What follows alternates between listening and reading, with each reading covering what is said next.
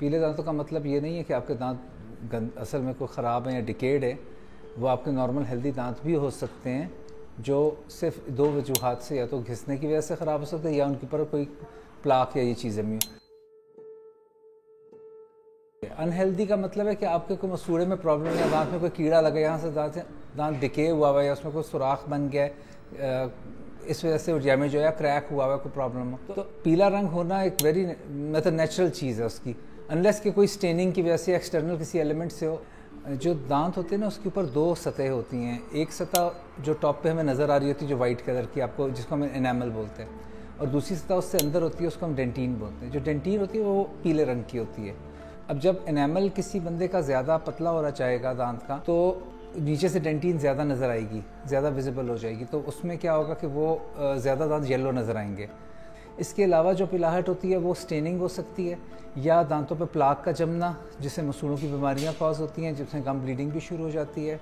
कुछ बच्चों के पैदाइशी बहुत ज़्यादा पीले दांत होते हैं, उनमें कोई एनामल की एक फॉर्म ऑफ कंजेनिटल डिजीज़ होती है, तो वो एक ख़ास बीमारी है। उसका ट्रीटमेंट में फिर यही होता है कि उसमें पूरी कोटिंग करते हैं, फिर दांतों के ऊपर कैप्स कर देते हैं सारों को।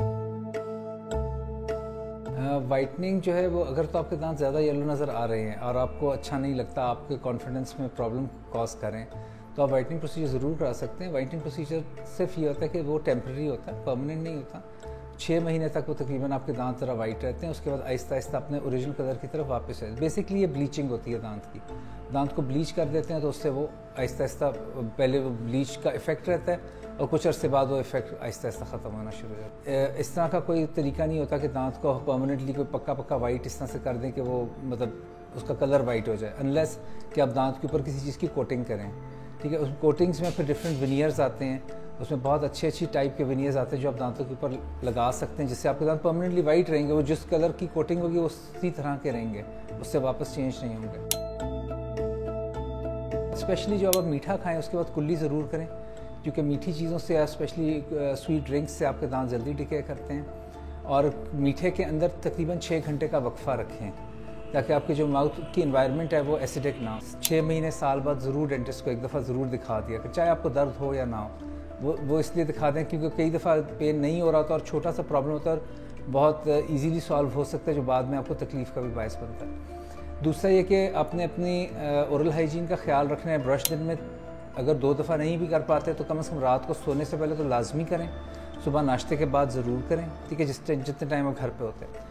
और अब बहुत बेहतर है कि फ्लॉसिंग करें। डेंटल फ्लॉस एक धागे की तरह वो होता है, उससे आप अपनी फिंगर्स पर रैप करके तो बिटवीन योर टीथ, स्पेशली जो आपके मोलर टीथ हैं, जो बड़ी दाढ़ें जिनको कहते हैं, उनके दरमियान से आप उनको क्लीन कर सकते हैं।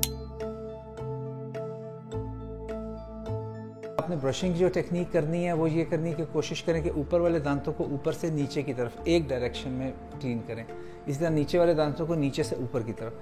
पहले बिल्कुल थोड़ा सा ऐसे मटर के दाने के बराबर टूथपेस्ट एक ब्रश पे लगा लें। बहुत हार्ड ब्रश ना हो, किसी ब्रांड का ब्रश हो, कोई नहीं, बहुत ज़्यादा बड़े हेड ना हो, छोटा हेड ले लें, रिलेटिवली बेहतर रहता है। वो उस पर लगा के आप एक दफ़ा उससे सारा मल लें, सारे दांतों पर मल लें।